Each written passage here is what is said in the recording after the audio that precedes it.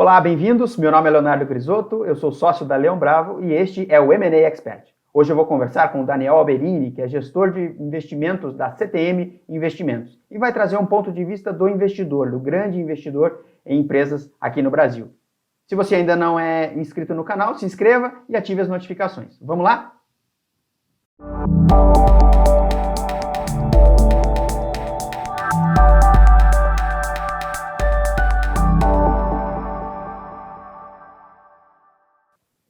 Muito bem, hoje eu vou entrevistar o Daniel Alberini, que é Portfólio Manager na CTM Investimentos. Seja bem-vindo, Daniel. Bom dia, Leonardo. Muito obrigado pelo convite. É sempre um prazer a gente conversar sobre mercado e empresas, governança e assuntos relacionados. Muito bom. Conta pra gente quem é o Daniel Alberini em 30 segundos. Daniel Berini tem 39 anos, formado em economia, MBA na FGV, um cara apaixonado pelo mercado financeiro, quase 15 anos já de atuação aí no mercado. Eu costumo dizer que quanto mais tempo a gente vai passando, mais crises a gente vai enfrentando. Quanto mais crises, mais cascudo a gente vai ficando. No final do dia, a gente cria coraça, né? Tenho 2 filhos, um menino e uma menina. E em 2012 a gente fundou a CT Investimentos com o objetivo de trazer aqui para o Paraná uma gestora independente que tivesse um alinhamento de interesse grande com o investidor e que trouxesse um pouco dessas filosofias muito comuns de casas americanas, pessoal de São Paulo, Rio, Velho Investing, coisas nesse sentido. E estamos aqui até hoje, performando muito bem. Muito bom. Até já pegando um gancho nesse sentido, que tipo de empresas você costuma olhar na Bolsa para fazer investimento? Que critérios que você está mais propenso a investir dentro desse mix de empresas que são listadas, vamos falar assim? Olha, a gente tem alguns setores que a gente acompanha muito de perto, né? 3 hoje são focos de investimentos relevantes que a gente tem nos portfólios. E são setores que eu acredito que o Brasil ele é muito carente no passado, foi muito carente no passado, continua carente no presente e também será no futuro. O primeiro de todos é a energia elétrica, né? O setor de energia elétrica, ele é um setor que, como eu costumo dizer para as pessoas, a primeira coisa que nós fazemos ao chegar em casa é acender a luz. Não tem como ter crescimento econômico, não tem como haver desenvolvimento se o setor de energia elétrica não estiver bem. Então, é um setor que a gente acompanha bastante, geração e distribuição de energia. É um setor que a gente está sempre muito atento ao que acontece e é um setor que a gente tem participações em algumas companhias.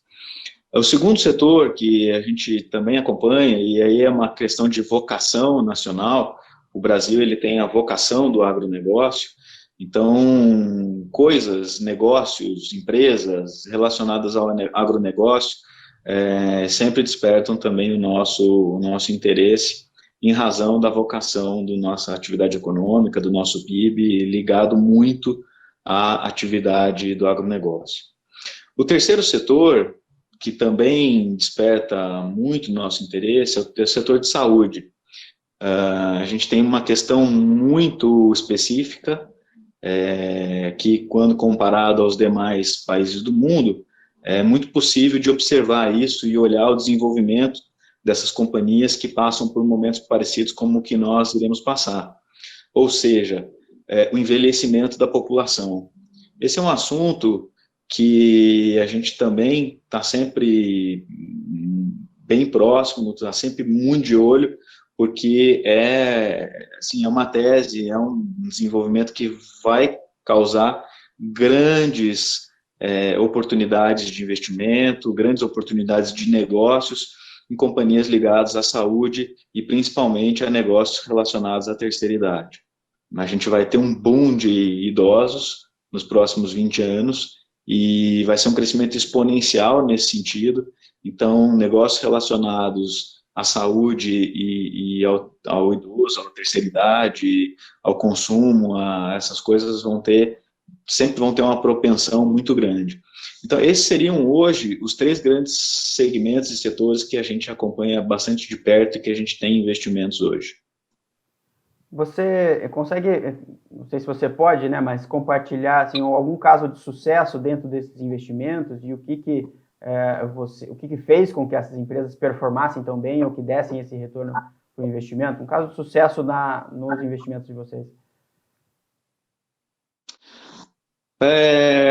Bom, no caso de sucesso que a gente teve, acho que o maior de todos eles, e até não está tão relacionado com esses 3 setores, mas eu gosto sempre de citar, porque é um caso bem emblemático aqui. Até, uma até tem relação com isso, que foi Panvel Farmácia, tá?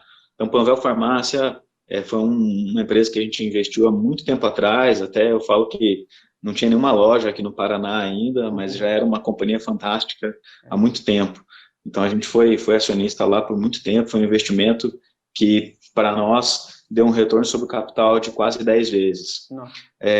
Outro investimento que foi emblemático para nós aqui na CTM, e acho que esse pega o histórico inteiro da gestora também, e que demonstra tudo isso que a gente está falando, é o caso de Unipar Carbocloro. Foi um investimento que nós fizemos desde 2012, desde o início da CTM, a gente já nasceu com posição e investimento em Unipar Carbocloro. Foi uma companhia que, quando nós investimos, tinha um valor de mercado de aproximadamente 360 milhões de reais, e nós desinvestimos com a companhia valendo 3 bilhões de reais. Então, também foi um caso de 10 vezes o capital nesses quase 7 anos de vida da CTM. E para ter uma ideia da relevância disso, nós recebemos 2 vezes o montante que a gente alocou em dividendo. Um negócio assim realmente impressionante. Então foi uma companhia que nos deu muita alegria. Fui conselheiro lá por muitos anos, continuo até agora, acho que julho meu mandato tem nova GO, então tem que ver como é que as coisas vão ficar, mas é uma companhia que eu tenho um carinho muito grande e que a gente tem uma história bastante relevante ao longo desses anos. Você consegue identificar alguns fatores que foram essenciais para a empresa subir de nível, fazer essa escalada de resultados? O resultado ele é consequência de uma série de ações realizadas pela administração da empresa. Você consegue identificar, mapear esses fatores? Alguns deles, pelo menos. Nesses 2 casos específicos, no primeiro deles, que foi o caso de Panvel, por exemplo, ele tá ligado a essa questão aí de envelhecimento da população, com maior consumo de medicamentos, obviamente, mas teve um aspecto muito relevante da profissionalização do varejo. O SPED, a nota fiscal eletrônica, foi um processo que, a partir de 2005, 2006, ele entrou com uma força violenta. E aí o processo de consolidação desse segmento de farmácias, se a gente voltar no tempo, farmácia sempre foi um negócio que a filha estudava, o pai abria uma farmácia no bairro, e aí o farmacêutico dava suporte para a população ali próxima, todo mundo amigo do farmacêutico, aquela coisa toda. E o que a gente viu nesses últimos 10 anos foi um processo de consolidação mesmo, dos grandes ficando maiores e ganhando escala e ganhando velocidade, um processo de consolidação muito grande das maiores, né? Então, isso, sem dúvida alguma, esses 3 elementos foram preponderantes aí para o desempenho dessa companhia.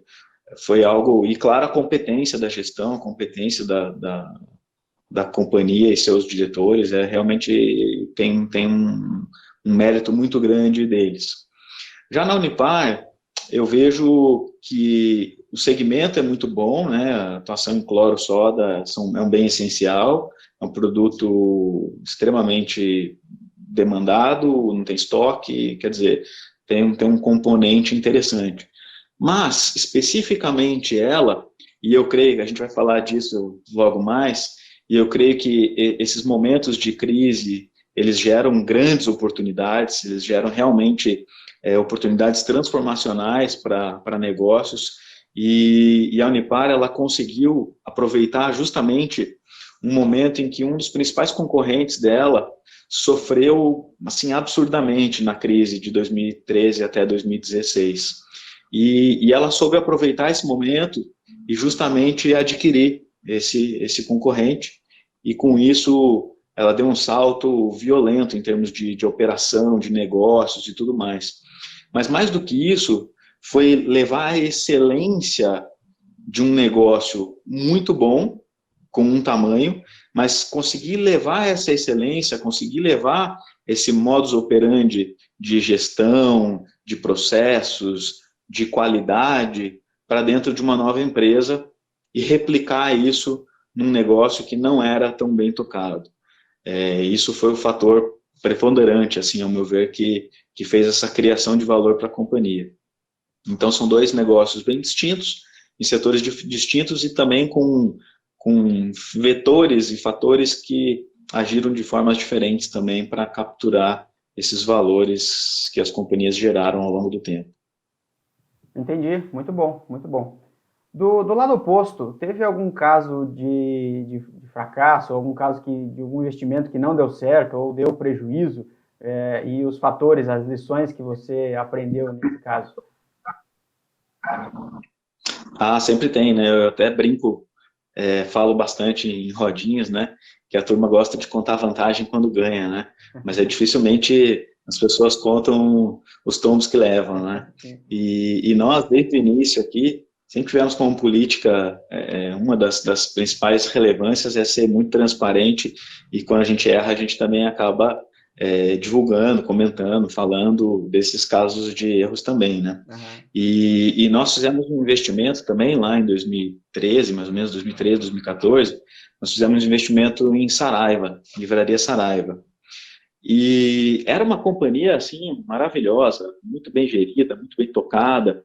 O grande valor da companhia né, a área de editora, um negócio fantástico, um negócio realmente brilhante. Até na época tinha essa discussão de a Amazon vai entrar no Brasil, e aí a Amazon entrando vai acabar com o setor de livrarias e tudo mais. Mas o grande valor da companhia não era o varejo, não era a livraria. O grande valor são os direitos autorais, são a edição, a parte editorial, eu vou chamar assim, dos direitos autorais que a companhia tem. Isso sim tinha um valor muito grande e de liderança dentro do setor, né, de vários segmentos de setores. Então, jurídico, por exemplo, muito forte, a Saraiva sempre foi uma companhia muito forte dentro do setor jurídico. E a gente, então, fez um investimento numa companhia, a gente aproveitou lá um momento de crise nos preços, investimos nas ações, começamos a acompanhar a companhia mais de perto, eu, inclusive, até cheguei a ser conselheiro lá também por algum tempo. Mas aqui está um caso emblemático da questão fundamental, e que no M&A, pegando até um gancho para essas questões aí relacionadas, que é fundamental de entender a questão da sucessão. Esse assunto, ele, sem dúvida alguma, ele não pode ficar de fora do radar de nenhum empresário. É uma sucessão mal feita, ou uma sucessão deixada de lado, ela vai causar problemas irreparáveis. E no caso de Saraiva, foi um desses problemas, assim, de sucessão. A gente vê realmente que a companhia hoje está numa situação horrorosa, com recuperação judicial. Nós ainda conseguimos sair do nosso investimento lá praticamente no 0 a 0, mas foram 3 anos de bastante desgaste, bastante investimento. Então, eu digo que a gente perdeu o carrego desse tempo que a gente ficou investido lá, né? Por 3 anos que a gente poderia ter tido um desempenho bem melhor. Mas foi algo que realmente nos custou. Foi um investimento que não foi legal, foi um investimento ruim, e que, por sorte, a gente ainda conseguiu sair em termos de preço, né, de preço de ação, a gente ainda conseguiu sair num momento que eu diria positivo. porque depois da nossa saída, inclusive, as coisas só continuaram piorando, piorando, inclusive com a companhia indo para uma recuperação judicial, ou até mesmo, no momento atual, que a gente vê uma dificuldade bastante grande, talvez caminhar para uma falência. E eu digo que esse foi o grande, quando nós entramos lá, a gente já enxergava essa questão da sucessão, mas tinha um processo de um executivo para tocar a companhia, um cara ex-Microsoft, tinha todo um desenho formatado para que essa sucessão ocorresse. Mas, passado 1 ano e meio, 2 anos, o que a gente viu acontecer foi o herdeiro, então, ou um dos herdeiros, resolver assumir o controle dessa sucessão e aí fazer as coisas na cabeça dele. Mas aí, ao nosso ver, né, tinha envergadura, nem competência para tocar um negócio do tamanho da Saraiva. E isso levou a companhia para onde ela está hoje. Sem dúvida alguma, esse foi um investimento que para nós foi ruim, mas uma lição fantástica de sempre... A gente já tinha, obviamente, uma atenção muito grande com essas questões de sucessão, mas ela ganhou ainda mais relevância no nosso processo de investimento. Entendi. Muito bom. É excelente. Realmente, o aprendizado e essa questão da governança como ponto importante aí de se levar em consideração. E exatamente o que você falou, né? Todo empresário deveria ter isso no radar, porque é fato que um dia chega essa hora, né, da sucessão, e se ela não for bem encaminhada, o futuro pode não ser muito promissor, né? Como foi o caso que você acabou de nos relatar. O tempo passa para todos nós, né? Um dia todos nós ficaremos mais experientes. É verdade. Muito bem. Bom, então esse primeiro bloco a gente olhou um pouquinho o passado, o que você está fazendo, e no segundo bloco a ideia é a gente olhar um pouquinho mais para o futuro, olhar as perspectivas no seu ponto de vista. Então vamos lá para o segundo bloco.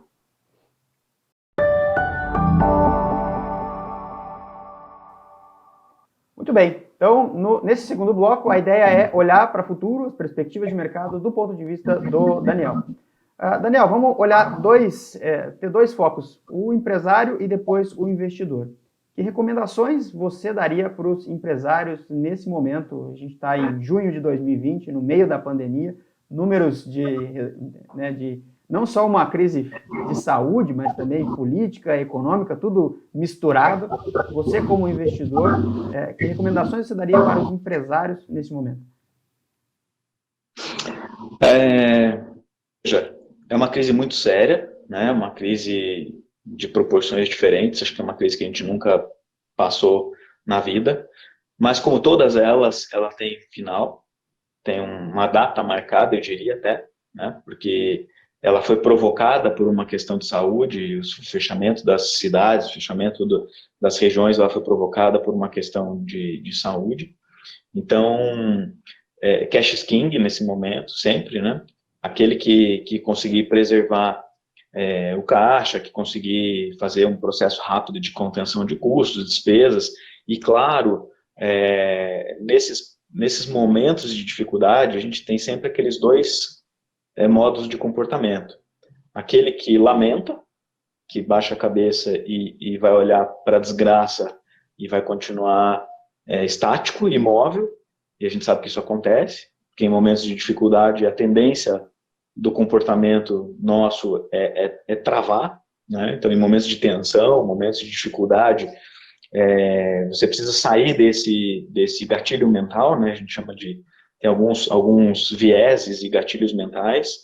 Então tem esse primeiro comportamento, que é de travar, de não fazer nada e ficar olhando, e não fazer nada, eu creio que é o pior de tudo. É verdade. E tem aquele que, poxa, tá ruim, é difícil, é duro, mas eu preciso fazer algo de diferente.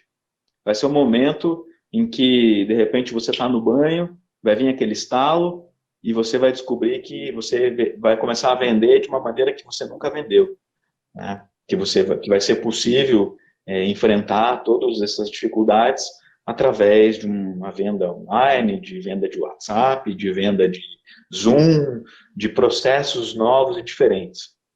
Então, esse eu acho que é o aspecto super interessante de reavaliação, né? O processo, o momento desse processo de crise, ele exige uma constante reavaliação interna, nossa mesmo, como pessoa, e também das nossas companhias, das empresas que a gente tem. Então, olhar para dentro delas e entender, cobrar, não cobrar, acho que talvez seja uma palavra difícil, mas motivar e incentivar os gerentes, diretores, colaboradores, para que pensem, tragam coisas diferentes, porque o momento é de criar, de criar alternativas não usuais.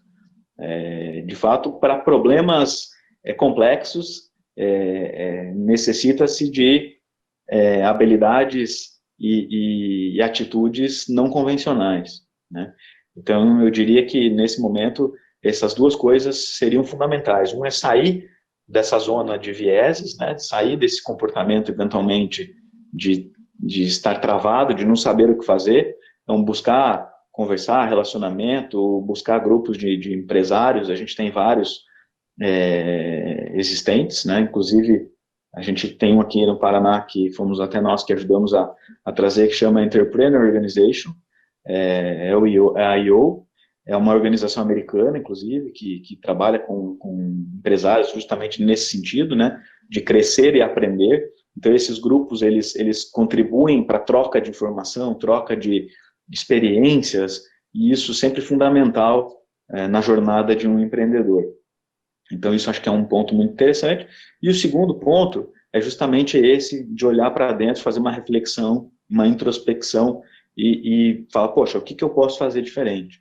Aonde que eu posso mexer, olhar, que peças eu posso mexer para conseguir destravar algumas coisas.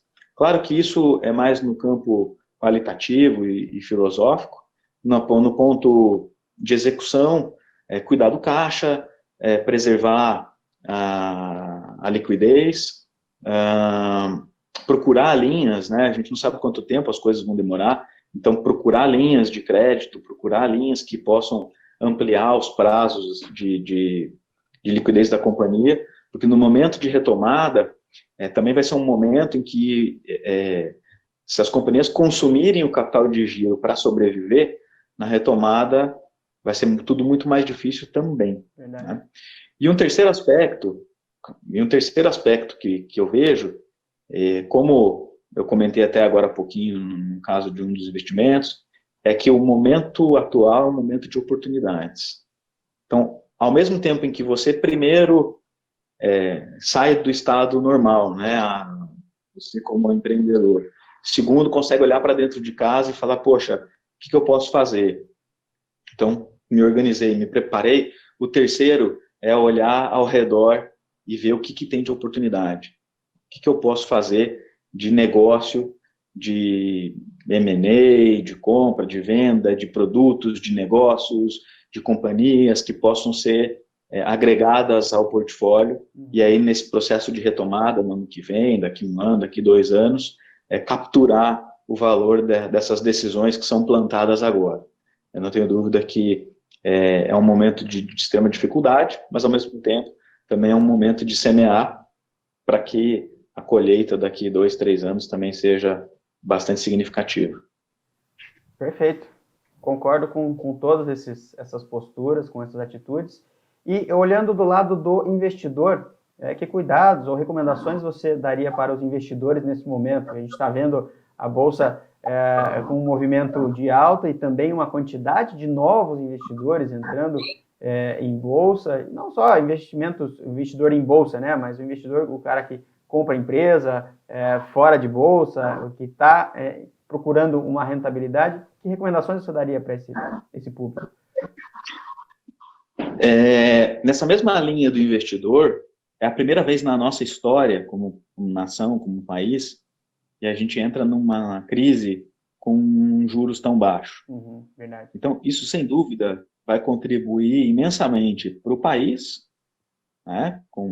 A gente sempre vê aquelas histórias de crise de balanço de pagamento, dificuldade de se financiar e tudo mais, Então, esse ambiente, ele é muito poderoso no sentido de taxas de juros baixas conseguem ampliar o modo geral de funcionamento, tanto de nações, de economias, de países que possuem dívida, quanto de companhias. Por outro lado, o problema do investidor, né? Eu costumo dizer que o Brasil ele é um país que hoje ele tem mais ou menos o mesmo número de investidores em renda variável que a população carcerária. Então, é um negócio assim meio assustador, né? A gente pensar que, poxa, que nação a gente quer ter quando a população carcerária é igual à população de investidores em renda variável. Lembrando que renda variável são ações, são negócios, então é justamente olhar para frações de companhias, olhar para horizontes de investimento um pouco mais dilatado, e o nosso investidor, ele sempre foi acostumado ao o que eu digo, o gênio da lâmpada. O gênio da lâmpada sempre atendeu os 3 desejos do investidor brasileiro, que é liquidez, rentabilidade alta, né, e segurança. O investidor brasileiro ele sempre quis ter essas 3 coisas. E a nossa taxa de juros, o título público, sempre atendeu isso. Então, o Brasil sempre foi um país que todo mundo fala que é o país do rentismo. Comparado com taxas de juros ao redor do planeta, sempre foi algo absurdo. Hoje, a gente convive com um ambiente completamente diferente nesse sentido. A gente até chegou a ter uma taxa de juros real, lá por volta de 2%, na época do governo Dilma, mas é sempre importante lembrar que foi num ambiente de completo artificialismo, né? Com caneta mandando baixar preço de energia, com caneta mandando baixar tarifas. É um ambiente completamente artificial. E isso normalmente não acaba muito bem. Acabou, é tudo que a gente viu e por aí foi.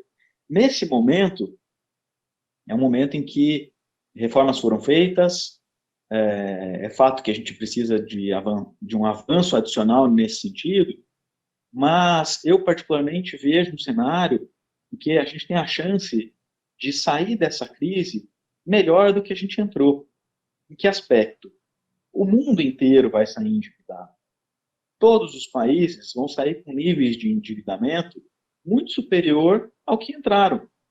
Então, no relativo, todos estarão mais endividados, todos estarão fazendo programas de suporte para suas economias, e o Brasil, com essas reservas cambiais que a gente constituiu ao longo desses últimos 10 anos, e a desvalorização do real, que foi um negócio extremamente rápido, abrupto, violento,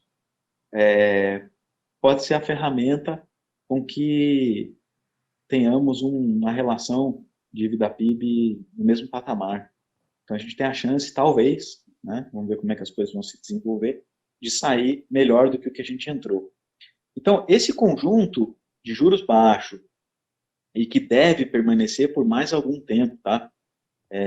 Eu fiquei muito chocado ontem e acho que esse é o retrato exatamente do que a gente está falando e do que vai acontecer daqui em diante.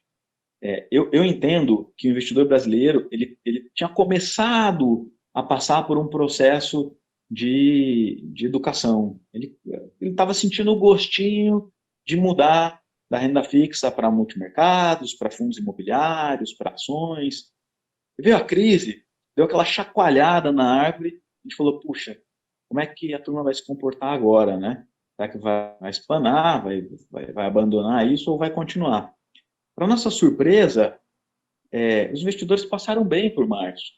A gente até viu aqui muitos investidores nos ligando, falando, pô, tá ruim, né? Tá feio, mas é hora de comprar? É hora de aumentar a posição? Sim, crise é verdade, é hora de aumentar a posição. Não tenho dúvida de que as crises passam, todas elas têm prazo de validade, é hora que passar, a remuneração do capital é recompensada por essa tomada de risco nesse momento. Então, a gente viu uma continuidade desse processo, que eu acho que é muito positivo. É claro que isso vai exigir uma maturidade grande do investidor, não é fácil, o gênio da lâmpada foi embora, então não há mais liquidez, segurança e rentabilidade alta, nesse ambiente. Isso foi embora, acabou. Eu espero que nunca mais volte, porque o desenvolvimento do nosso país, sem dúvida alguma, quanto mais tempo a gente conseguir permanecer nesse ambiente, melhor. Negócios vão acontecer, empresas vão melhorar, acho que até a maneira como o investidor, né, como as pessoas passam de juros para uma população de investimentos, seja ele em empresas, em imóveis ou o que for, vai haver um amadurecimento político também, eu imagino. Eu acredito nisso. É um pouco filosófico, mas eu acredito nisso. Porque vai sentir um pouquinho mais na pele o efeito das políticas populistas, das políticas que são de cunho, que a gente chama de Robin Hood, né? A gente tira de um e dá para o outro, vai ver que esse comportamento ele pode ser muito positivo.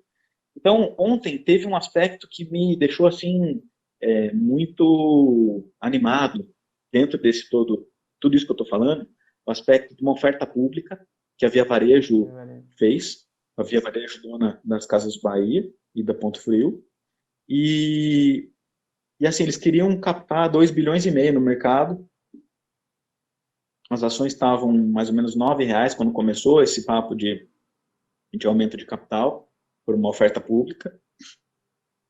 As ações subiram para R$ 13. Assim, um negócio inexplicado, vai ter diluição, vai ter tudo e a ação sobe com o aumento de capital. E a demanda pelas ações da Via Varejo chegou a R$ 20 bilhões. Assim, R$ 20 bilhões. Numa oferta que era para ser R$ 2,5 bilhões, acabou virando R$ 4,5 bilhões. Uma demanda de 20. Então, assim, a liquidez, ela está gigantesca. O dinheiro, ele está procurando aonde aterrissar. E isso vai acelerar na medida em que o Copom ainda cortar os juros mais uma vez amanhã. A gente acha que os juros devem chegar na faixa de 2% ao ano. Então, o dinheiro vai queimar na mão das pessoas. Vai ser necessário procurar negócios, procurar coisas para você alocar o seu capital, porque senão você vai ficar parado no tempo. Então, eu vejo com muito bons olhos hoje investimentos em fundos imobiliários.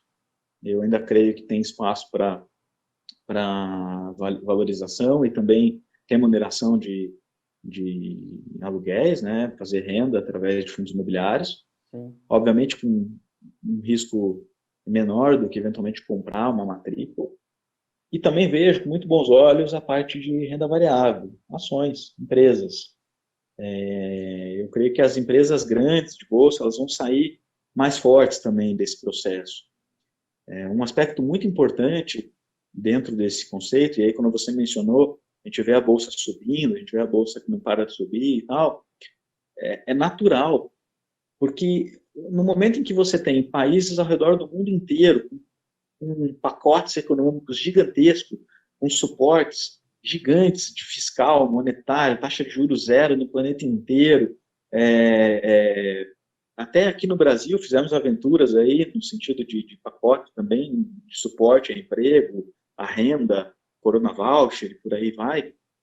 Então, assim, isso tudo me leva a crer que, e aí tem o lado infeliz, né? Infelizmente, é seleção natural, acho que isso é Darwin um pouco, os pequenos e médios vão acabar sofrendo. Vai ter muita empresa pequena e média que vai sofrer, vão ter empresas que vão desaparecer, o desemprego ele vai aumentar um pouquinho, natural, mas as companhias grandes, com acesso a capital, com acesso ao mercado, essas companhias vão se fortalecer. Elas vão sair desse processo de crise ainda maiores.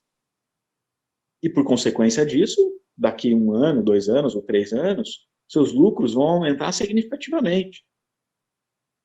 Então, o fato da bolsa estar subindo, ele não pode olhar, a gente não pode olhar para os lucros das companhias hoje como 1 trimestre, 2 trimestres ruins.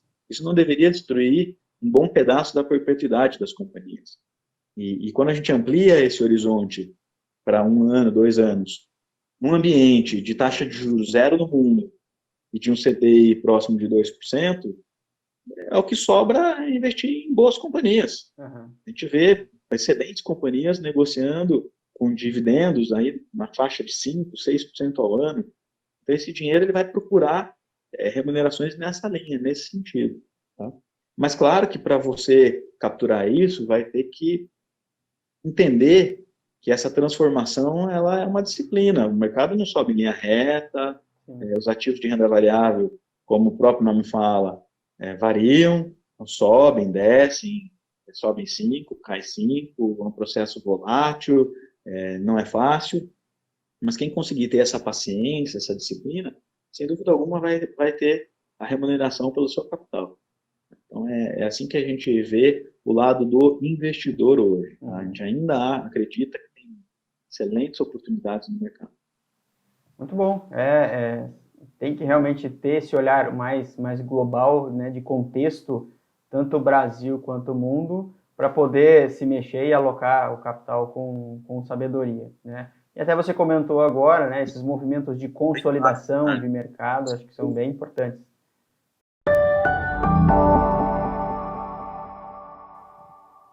Muito bom. Então, agora vamos iniciar o terceiro bloco, onde a gente vai pegar aqui umas dicas, alguns insights do Daniel.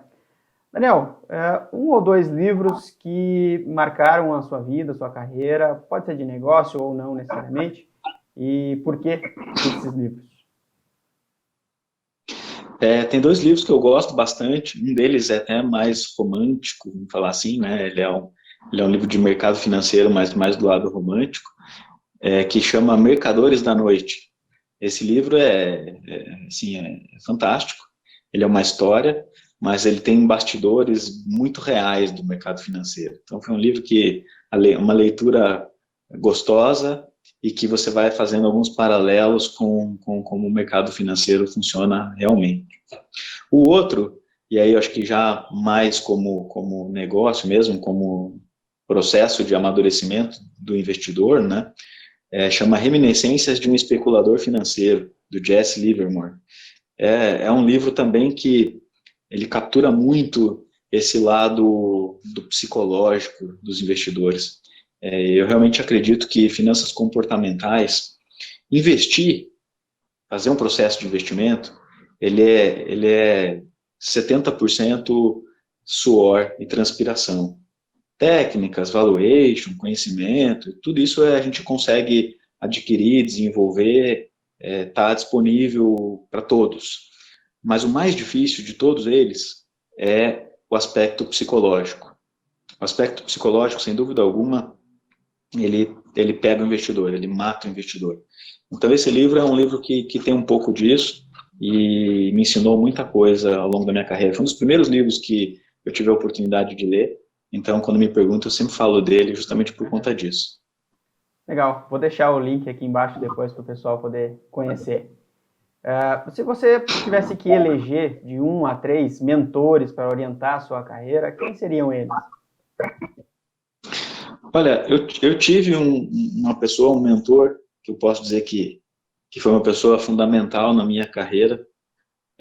Infelizmente, ele já nos deixou há 2 anos, mas realmente foi uma pessoa que me deixou lições assim fantásticas. Eu não tenho grandes nomes, assim, eu diria, né? Falar assim, fulano, tal, não me deixam assim grandes admirações em termos de pessoas que eu pudesse ter próximo a mim. É claro que quando a gente olha, por exemplo, para o aspecto da filosofia de investimento do Warren Buffett, ele está sempre presente no nosso dia a dia. Então, claro que ter um Warren Buffett, por exemplo, como mentor é algo interessante, porém muito longe da realidade. Então, acho que, no meu sentido, eu gosto de pessoas mais próximas, reais, assim, pessoas que tenham experiência de vida e que possam passar isso para nós. Então, essa pessoa que eu tive a oportunidade de conviver por quase 10 anos, foi um senhor muito mais velho do que eu, obviamente. A gente tinha uma relação muito bacana, mas era uma pessoa que tinha uma experiência de vida e um conhecimento do mercado que foi algo fundamental na minha jornada. Então, eu diria o seguinte, mais do que ícones, né, buscar ícones, eu às vezes acredito que esses mentores, essas pessoas estão muito mais próximas de nós do que a gente imagina. Bacana, muito bom. É realmente importante, né? Não ficar também só se iludindo com pessoas que estão muito fora e às vezes tem gente que está do teu lado que está te orientando e você esquece, né? Porque não são tão famosas assim. Muito boa a sua colocação. Exatamente, exatamente. E um aspecto legal nisso, eu sempre falo para minha esposa em casa, né? Eu falo assim, poxa, o café é fundamental, né? Eu costumo tomar café no sábado à tarde, com várias pessoas mais velhas do que eu, né? Normalmente sou o mais novo nessas rodas, e acho que falta para as gerações mais novas essa conversa. Em todos os segmentos, em todos os setores, a gente vê que o que falta para as pessoas é conversa. É um tempo de você sentar, trocar ideia realmente, tomar um café no sábado de tarde, numa sexta final de dia, com pessoas mais experientes e ouvir o que você tem para receber e aí trazer o que você está estudando, trazer o que você pode agregar para eles. É uma troca fundamental, uma troca que eu diria fantástica. Uhum. Muito bom mesmo. Até pegando um pouco desse gancho, que características ou que comportamentos, virtudes que você acha que são essenciais para os profissionais, para as pessoas hoje em dia? Olha, é muito difícil falar sobre isso num momento em que a gente vive essa sociedade aí que eu chamo de nowismo, né? Que é tudo para agora, né? A gente vê realmente valores tradicionais sendo completamente deturpados. Então, eu, apesar de ser novo, bastante novo, eu realmente vejo os valores tradicionais aí como lealdade, sinceridade, respeito, como coisas fundamentais para os negócios. Eu acredito que todo mundo tem um espaço para todos nesses segmentos, em empresas e tudo. E é desnecessário, muitas vezes, a gente ouvir histórias de trapaça, de conluios, coisas ruins, né, desnecessárias. Então, eu realmente ainda creio que os valores tradicionais aí são importantes nos ambientes atuais. Entendi.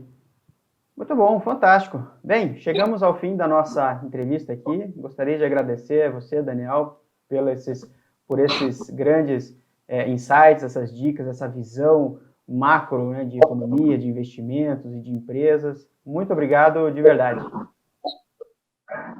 Imagina, é sempre um prazer poder aí contribuir com a formação de muitas pessoas aí. Estamos sempre à disposição, tá, Leonardo? Tá joia. Valeu. Muito obrigado pela sua audiência, espero que vocês tenham gostado. Se você ainda não viu as outras entrevistas do nosso canal, assista aqui e compartilhe, curta, ative as notificações. Um forte abraço e até a semana que vem na próxima entrevista. Valeu!